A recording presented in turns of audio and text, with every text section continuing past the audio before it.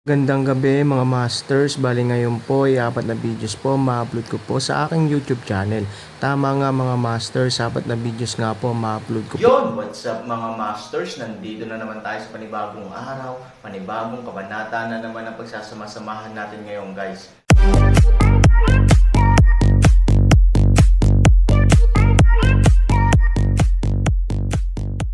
Bali mga masters, kung bago ka pa lang po sa aking YouTube channel, please click the subscribe button, lalong-lalo na po yung notification bell guys, para maging connected pa rin tayo sa isa't isa at maging updated kayo sa mga susunod ko pang video.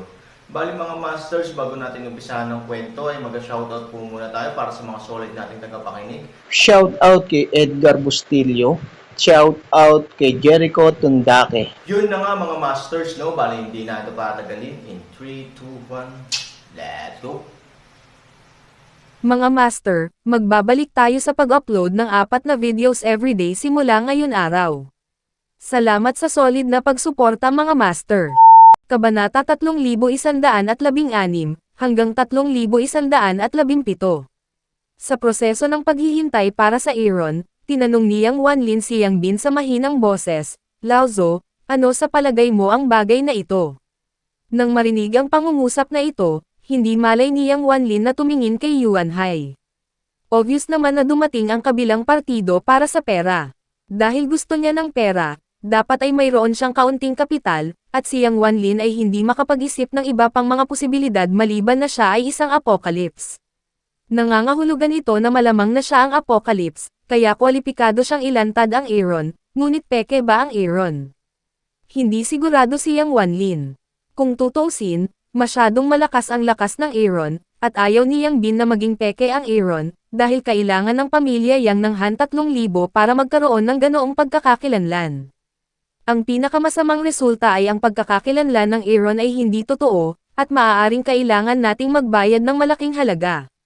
Sabi ni Yang Bin. Nagbago ang mukha ni Yang Wanlin sa isang iglap. Maliit na bagay ang magbayad ng malaking halaga. Ngunit mali ang pagkakakilanlan ni Aaron, na nagkaroon ng malaking epekto sa pamilya Yang. Nais nilang umasa sa pagkakakilanlan ni Aaron upang maging tunay na unang pamilya sa Yanjing. Laozo, kung peke siya, hindi ba mawawalan ng saysay ang lahat ng pagsisikap natin? Sabi ni Yang Wanlin. Napabuntong hininga si Yang Bin. Naunawaan niya ang pag-aalala ni Yang Wanlin, ngunit ngayon ang bagay na ito ay hindi nila kontrolado. Kung totoo o mali ang pagkakakilanlan ni Aaron, hindi nila ito mababawi. Maghintay at tingnan kung ano ang mangyayari. Sabi ni Yang Bin. Hindi nagtagal ay dumating na ang Aaron sa bahay ni Yang. Nang makita niyang magkasama sina Yang Bin at Yang Wanlin, naramdaman niyang may mali, at ang ekspresyon ng dalawang tao ay halatang may nasa isip nila. Bukod dito, may kakaibang mukha sa eksena, na lalong nagpakita na hindi madali para kay Yang Wanlin na mahanap siya. "Laozu, mukhang may bisita ka." Nakangiting sabi ni Aaron. "Aaron, alam mo ba ang presyo ng pagpapanggap na apocalypse?" Direktang sinabi ni Yuan Hai sa Aaron na simula nang ilantad niya ang pagkakakilanlan ni Aaron, hindi na niya kailangang sayangin ang kanyang oras. Han 3,000 pumili ng kilay, marinig ang pangungusap na ito, mauunawaan niya kung bakit lalapit si Yang Wanlin sa kanya. Tila ang nasa katanghaliang gulang na lalaking ito ay dapat maging apocalypse, at ang layunin ng kanyang presensya sa pamilya Yang ay dapat na ilantad ang kanyang pagkakakilanlan. Kung hindi alam ni Aaron ang tungkol sa apocalypse, kwalipikado siyang wasakin ang Aaron. Gayunpaman, si Aaron ay isang tao na pumasok sa antas ng Chanzi. Alam niya ang lahat tungkol sa apocalypse at gusto siyang sirain, maliban kung si Hilaw ay dumating ng personal, walang makakagawa nito. "Sino ito?" tanong ni Aaron kay Yang Bin. Tumayo si Yuan Hai at sinabi kay Han 3,000, "Ako ay apocalypse. Nagpapanggap kang apocalypse, sisirain kita. May gusto ka pa bang sabihin?"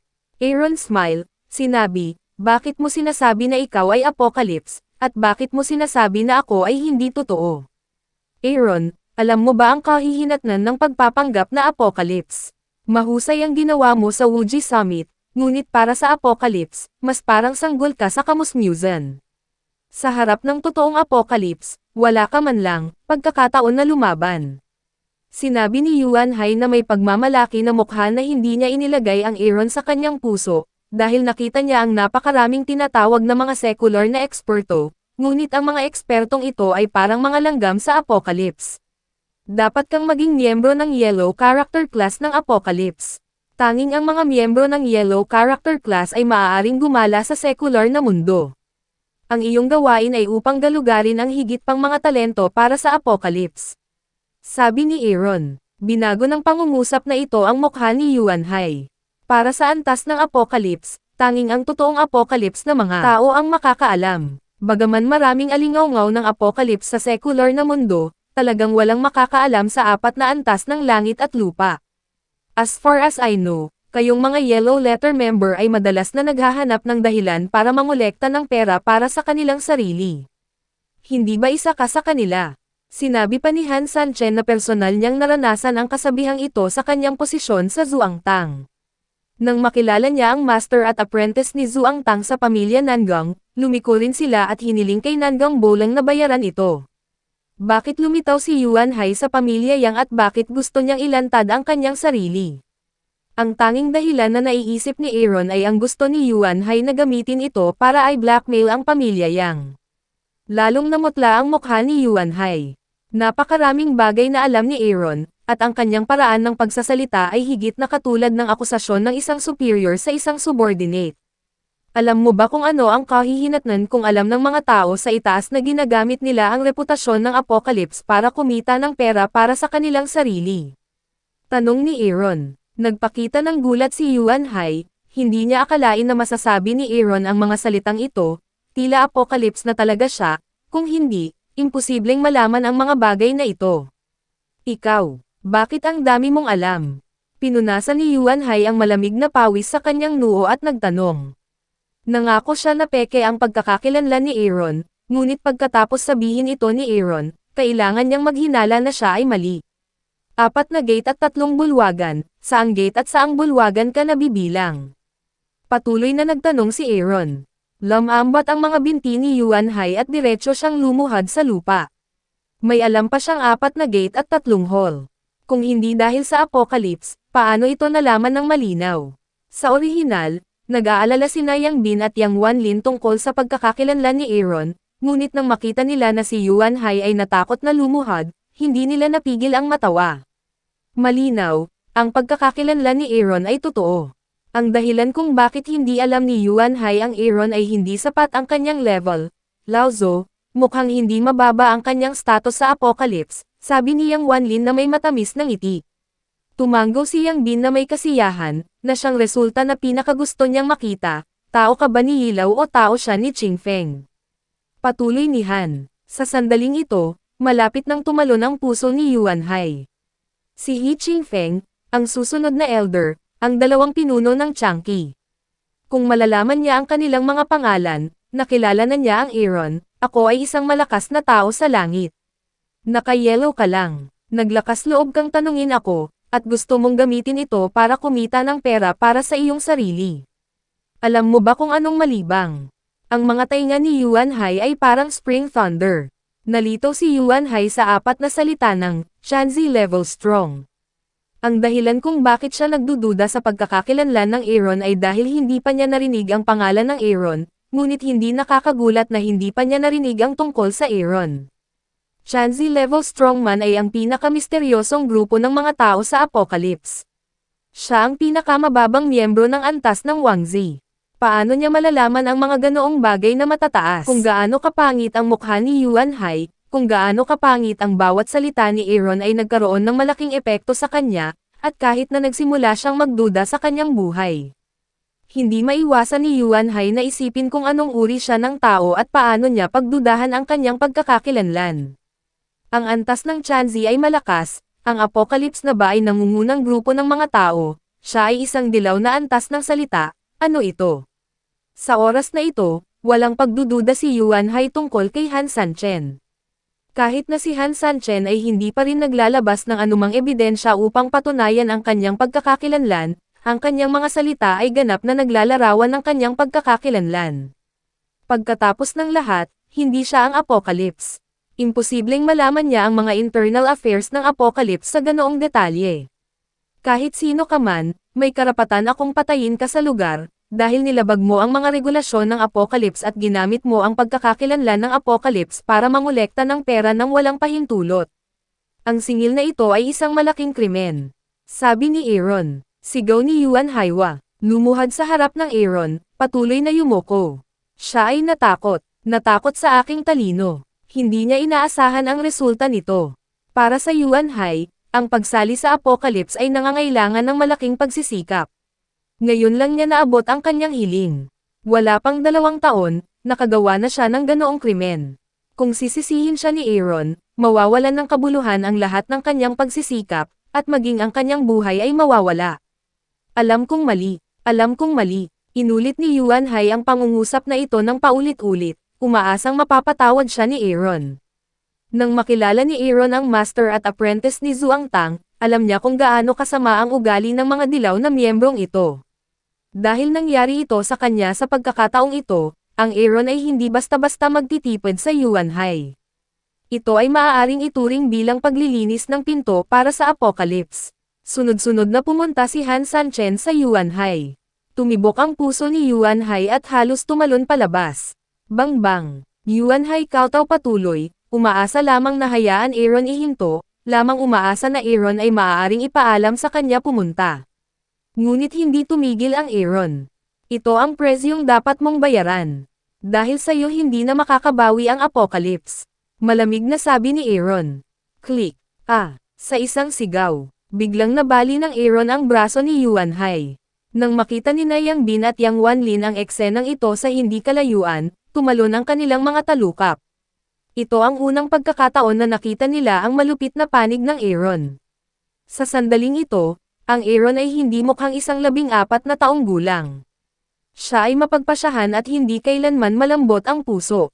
Lao Zu, medyo malupit si Lao Han. Maingat na sinabi ni Yang Wanlin. Si Yang Bin, na minsang binata, ay sobrang init ng ulo, kaya hindi niya akalain na malupit ang Aaron. Pagkatapos ng lahat, ang kanyang pagkakakilanlan ay mas mataas kaysa sa Yuan Hai, na siyang presyong dapat bayaran ng Yuan Hai. Anong mga kwalifikasyon mayroon ang isang mababang antas na tao upang punahin at pagdudahan ang isang mataas na antas na tao? At pakinggan ang sinabi ni Aaron ngayon, at ang reaksyon ni Yuan Hai, malamang na miyembro ng pinakamataas na antas ng Apocalypse ang Aaron. Ang katayuan ni Aaron ay pinakamataas, at dapat itong wakasan ni Yuan Hai. Sabi ni Yang Bin. Napangiti si Yang Wanlin nang marinig niya ang 4 na salitang, Supreme. Ngayon ang Yanjing ay ang pinakamagandang lugar para sa relasyon sa pagitan ng pamilya Yang at Aaron. Kung ang Aaron ay may napakataas na posisyon sa Changqi, kung gayon ang pamilya Yang ay higit na umaasa sa hinaharap.